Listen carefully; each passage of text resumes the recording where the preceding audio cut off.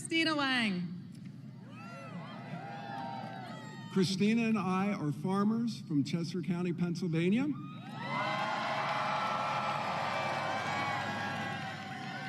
We live on our family farm that's been in my family since 1896. And we have been lifelong Republicans.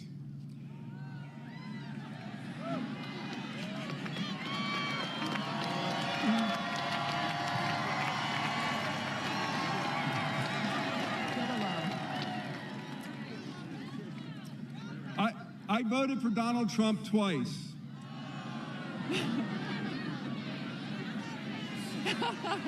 It made sense because I was a Republican, and that's what we did. I got to tell you though, Christina was way ahead of the curve. She only voted for him once.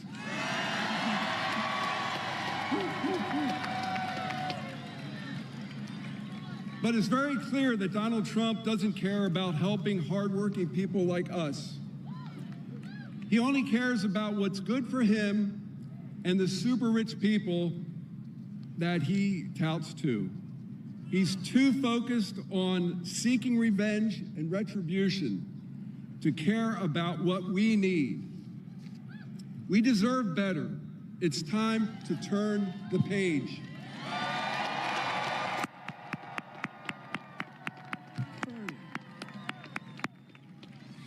We deserve a leader who will bring people together and fight for the middle class. Not someone who tries to divide us.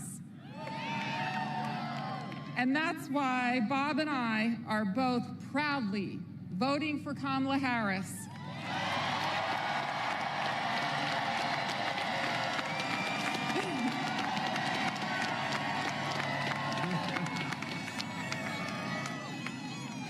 Never in a million years did I think that I would be up on a stage like this, supporting a Democrat for president.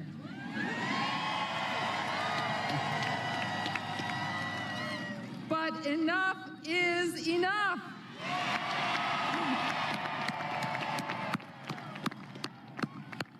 After nearly a decade, it's time to turn the page on Donald Trump and his chaos and division. We've got to move forward. We've got to elect someone who is in the fight for the regular working people and who will get things done, like a middle-class tax cut or help with the sandwich generation, the ones who care for their kids and their aging parents.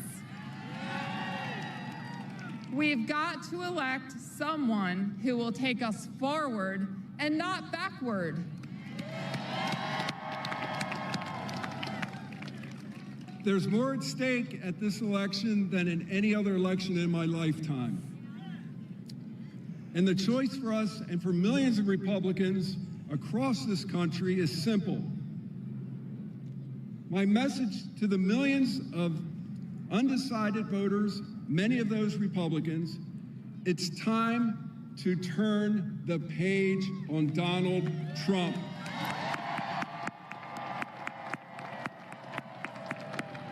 Kamala Harris will be a president for all Americans. Let's elect Kamala Harris!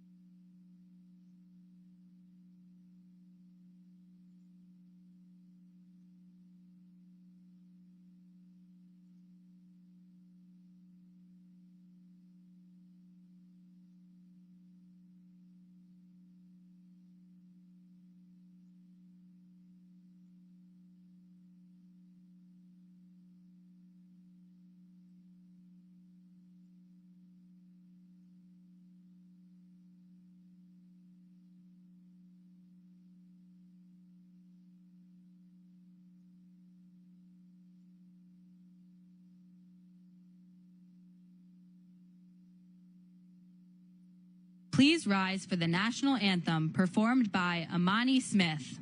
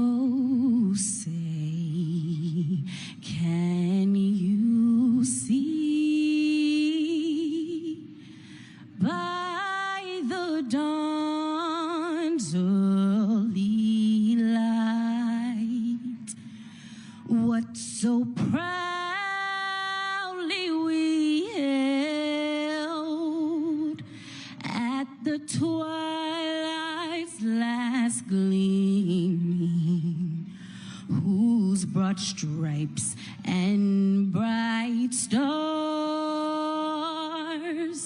through the perilous fight, o'er the ramparts we watched were so gallantly streaming.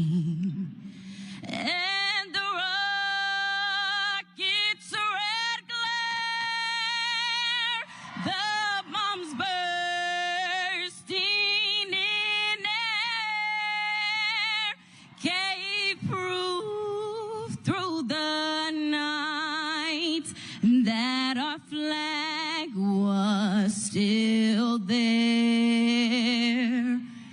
Oh, say does that star-spangled banner yet wave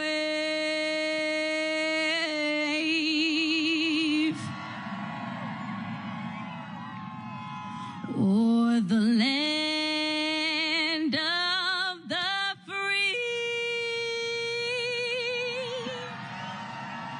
and the home of the brave.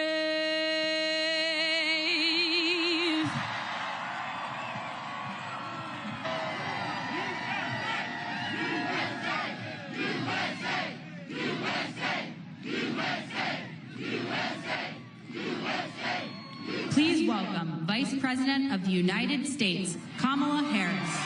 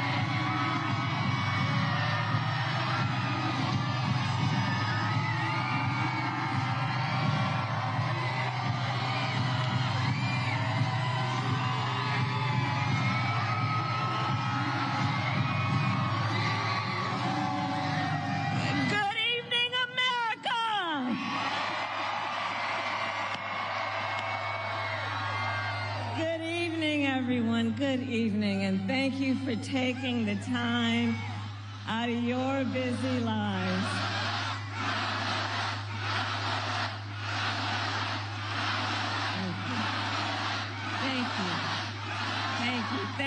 Thank you, everyone. So listen, 1 week from today, you will have the chance to make a decision that directly impacts your life the life of your family, and the future of this country we love.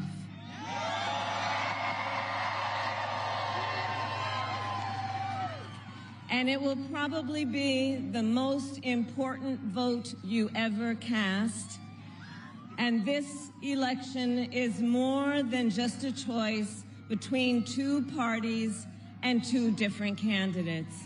It is a choice about whether we have a country rooted in freedom for every American or ruled by chaos and division.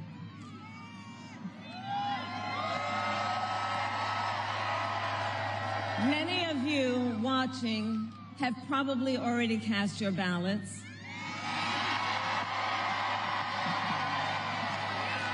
But I know many others are still considering who to vote for, or whether you'll vote at all. So tonight, I will speak to everyone about the choice and the stakes in this election. Look, we know who Donald Trump is. He is the person who stood at this very spot nearly 4 years ago and sent an armed mob to the United States Capitol to overturn the will of the people in a free and fair election. An election that he knew he lost. Americans died as a result of that attack. 140 law enforcement officers were injured because of that attack. And while Donald Trump sat in the White House watching as the violence unfolded on television, he was told by his staff that the mob wanted to kill his own vice president. And Donald Trump responded with 2 words: so what? America, that's who Donald Trump is. And that's who is asking you to give him another 4 years in the Oval Office. Not to focus on your problems, but to focus on his. And Donald Trump has told us his priorities for a second term. He has an enemies list of people he intends to prosecute. He says that one of his highest priorities is to set free the violent extremists who insulted those law enforcement officers on January 6th.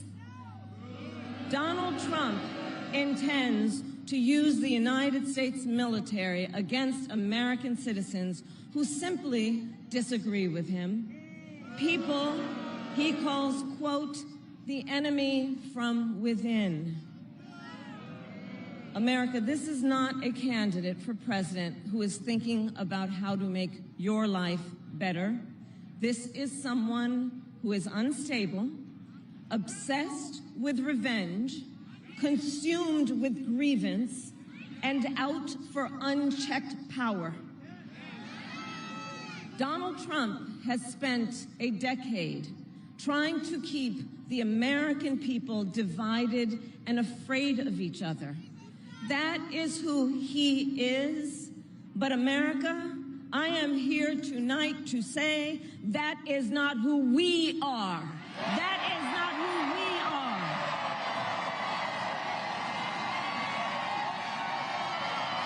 That is not who we are. You see, what Donald Trump has never understood is that e pluribus unum, out of many, one, isn't just a phrase on a dollar bill. It is a living truth about the heart of our nation. Our democracy doesn't require us to agree on everything. In fact, we like good arguments from time to time. Just think of your own family, right? It's not the American way to not have disagreements. We don't shy away from robust debate. In fact, we like a good debate, don't we? We like a good debate. And the fact that someone disagrees with us does not make them the enemy within. They are family, neighbors, classmates, co-workers. They are fellow Americans. And as Americans, we rise and fall together.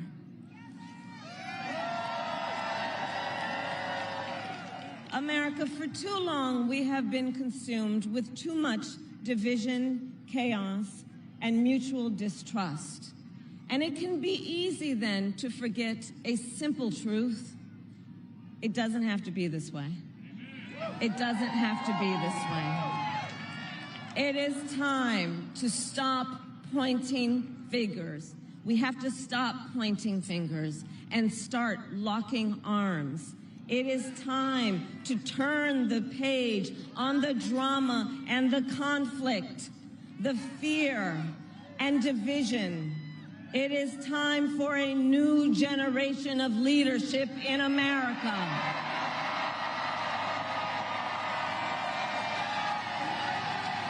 And I am ready to offer that leadership as the next President of the United States of America.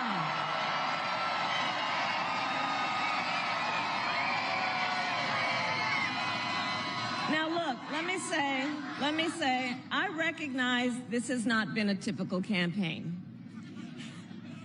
Even though I've had the honor of serving as your vice president for the last 4 years, I know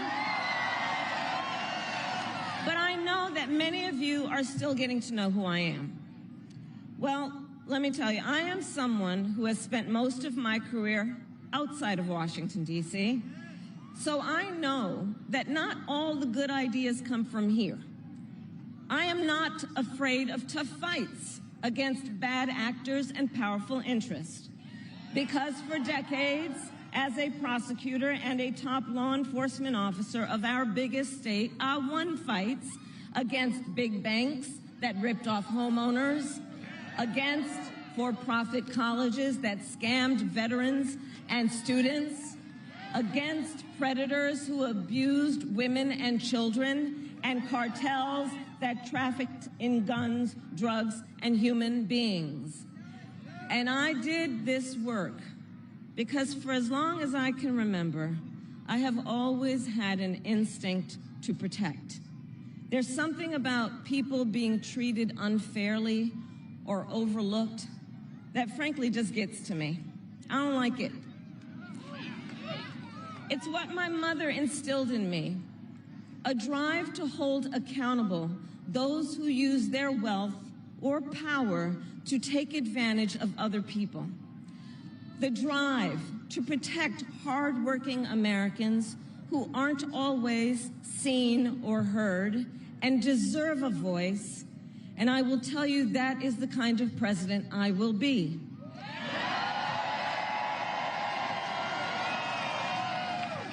And look, I'll be honest with you, I'm not perfect. I make mistakes, but here's what I promise you. I will always listen to you, even if you don't vote for me.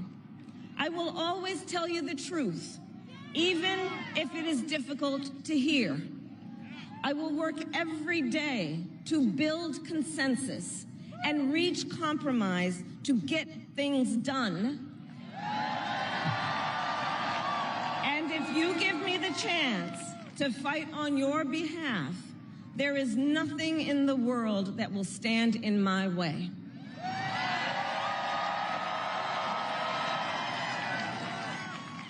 So look, in less than 90 days, either Donald Trump or I will be in the Oval Office. Okay? On day one,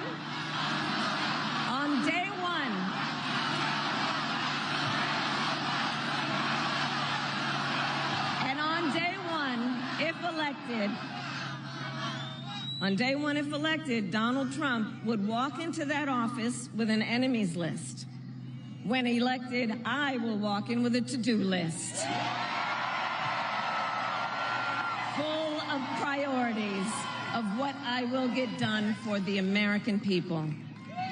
And I will work with everyone, Democrats, Republicans, and independents, to help Americans who are working hard and still struggling to get ahead.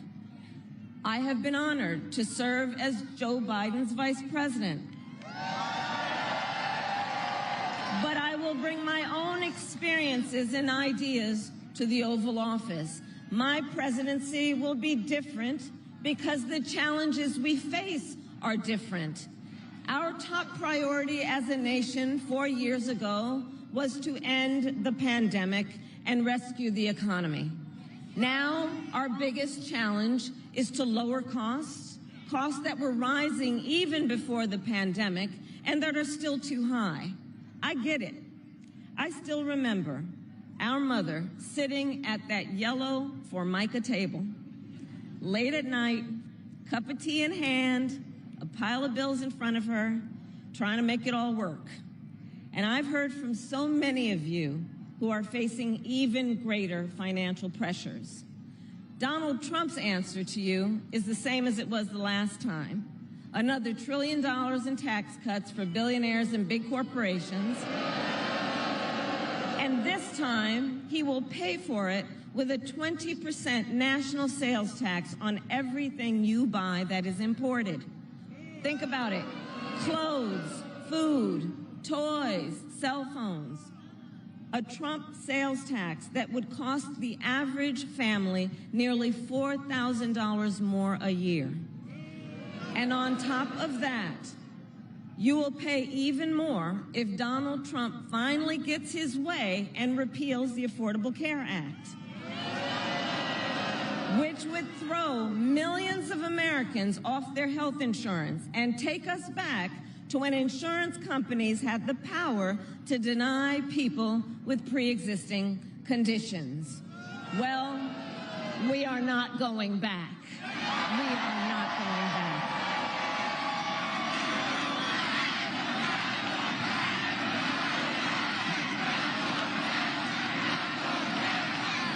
We are not going back because we also know Donald Trump would deliver tax cuts to his billionaire donors. I will deliver tax cuts to working people and the middle class.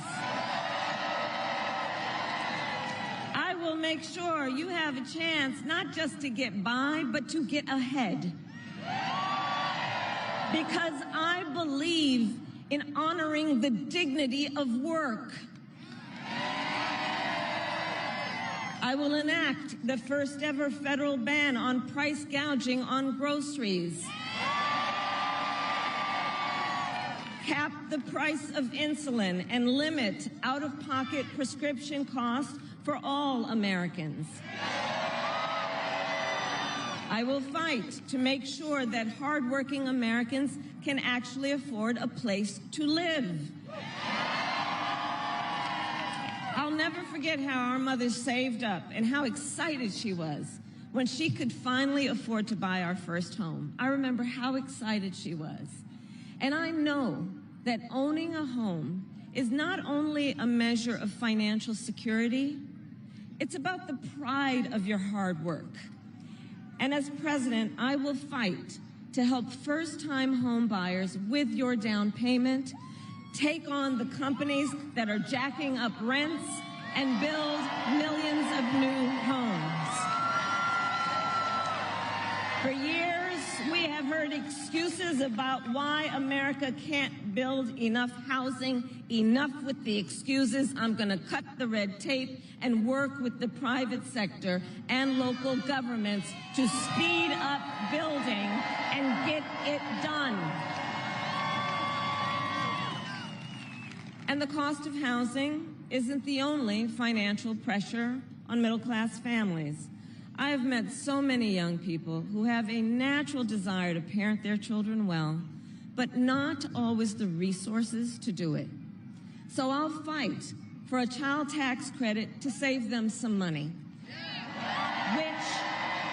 which will also lift American children out of poverty. I'll work to lower the cost of childcare, which is out of reach for too many working families today. And for too many people in the sandwich generation, who are raising young children and taking care of a parent. Juggling all of it is extremely difficult. You know, I took care of my mother when she got sick, cooking food that she had a taste for, finding clothes that would not irritate her skin, and understand, as I do, that caregiving is about dignity. It is about dignity. And currently, if you need home care and you don't have some money to hire someone, you and your family need to deplete your savings to qualify for help. That's just not right. So we're going to change the approach and allow Medicare to cover the cost of home care so seniors can get the help and care they need in their own homes.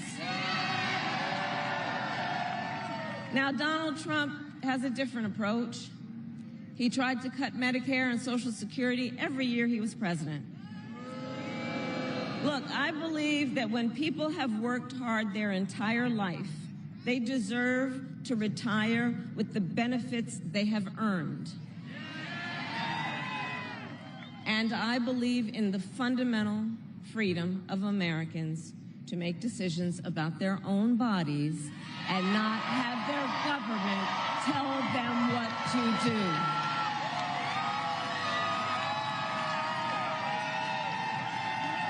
I will fight to restore what Donald Trump and his hand-selected Supreme Court justices took away from the women of America. That today, 1 in 3 women in America, think about it, 1 in 3 women in America lives in a state with a Trump abortion ban. Many with no exceptions even for rape and incest. The idea that a woman who survives a crime of a violation to her body should not have the authority to make a decision about what happens to her body next, that is immoral. That is immoral. And Trump's not done.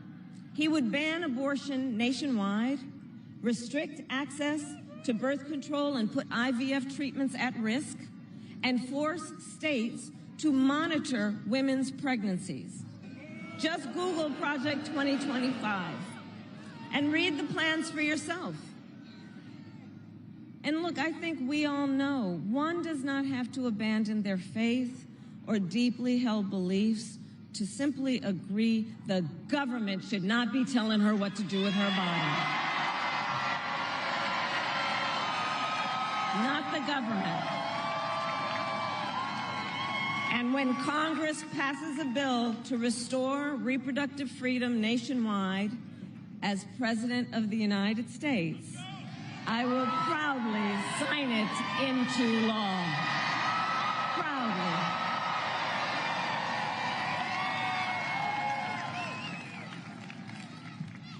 And look, on another subject, politicians have got to stop treating immigration as an issue to scare up votes in an election.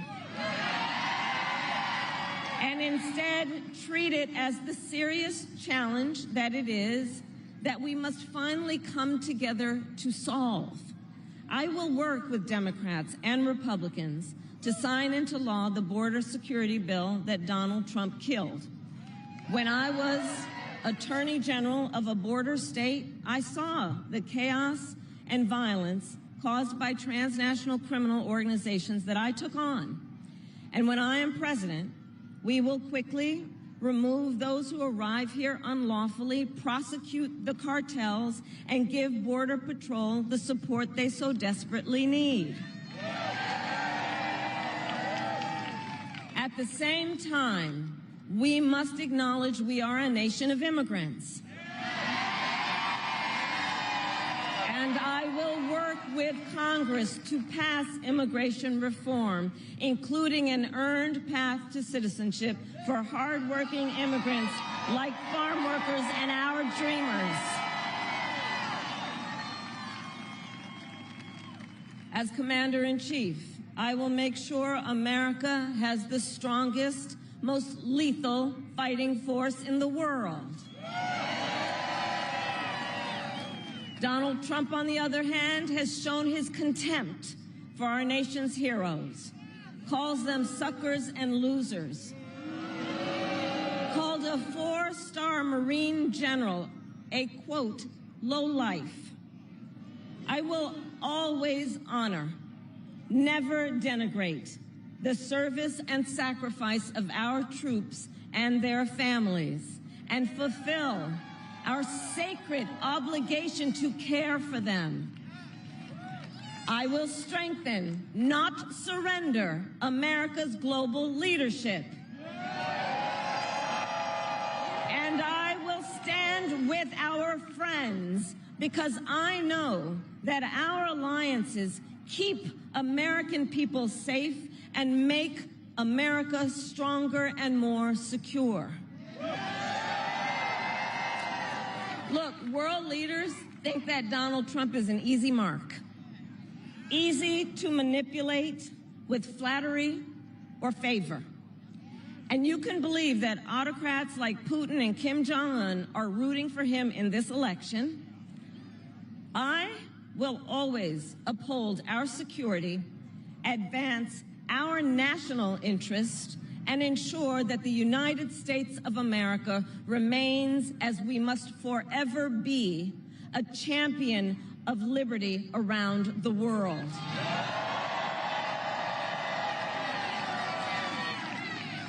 America, we know what Donald Trump has in mind.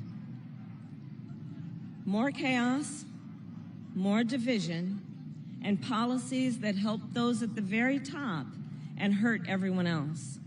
I offer a different path, and I ask for your vote.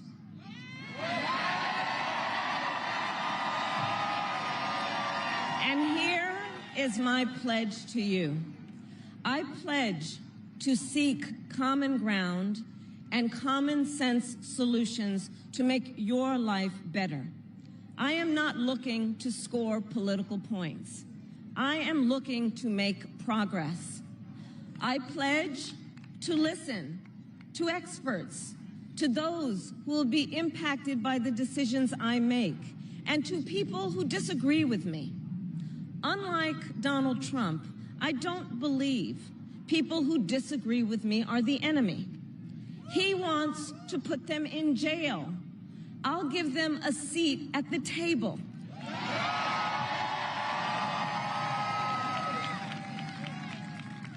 I pledge to you to approach my work with the joy and optimism that comes from making a difference in people's lives.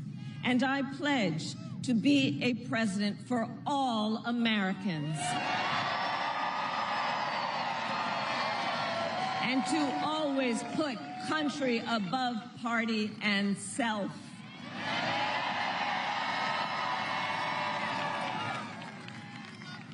I love our country with all my heart. And I believe in its promise because I've lived it. I grew up as a child of the Civil Rights Movement. My parents would take me to marches in a stroller, where crowds of people of all races, faiths, and walks of life came together to fight for the ideals of freedom and opportunity. I've lived the promise of America.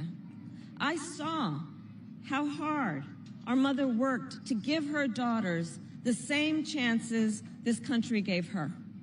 Growing up, I was blessed to have family by blood and family by love, who instilled in me the values of community, compassion, and faith that have always defined our nation at its best. I've lived the promise of America. I've spent my life fighting for the people who have been hurt and counted out, but never stopped believing that in our country, anything is possible. I've lived the promise of America, and I see the promise of America in all of you. In all of you. I see it. I see it in the young people who are voting for the first time, who are determined to live free from gun violence and to protect our planet and to shape the world they inherit. I see it in the women who refuse to accept a future without reproductive freedom. And the men who support them. I see it in Republicans who have never voted for a Democrat before, but have put the Constitution of the United States over party. I've seen it in Americans different in many respects, but united in our pursuit of freedom, our belief in fairness and decency, and our faith in a better future. America, I know the vast majority of us have so much more in common than what separates us. I know it. And that's why I am in this race, to fight for the people, just like I always have.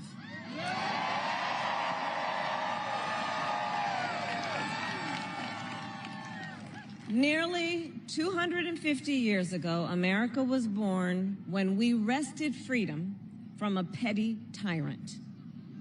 Across the generations, Americans have preserved that freedom, expanded it, and in so doing, proved to the world that a government of, by, and for the people is strong and can endure.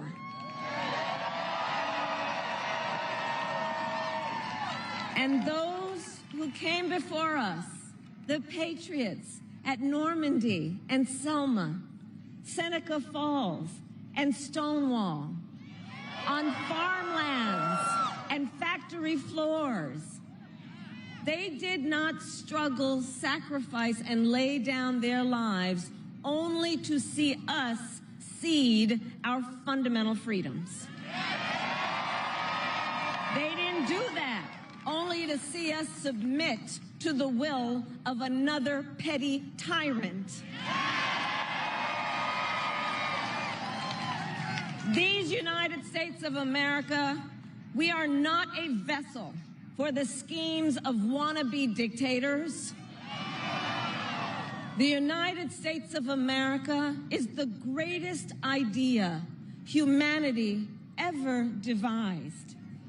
A nation big enough to encompass all our dreams, strong enough to withstand any fracture or fissure between us, and fearless enough to imagine a future of possibilities.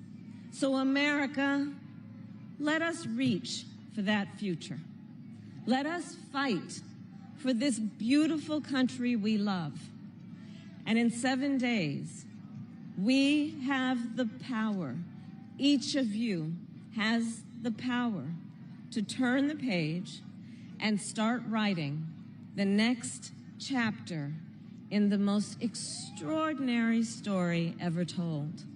I thank you all. God bless you, and may God bless the United States of America. Thank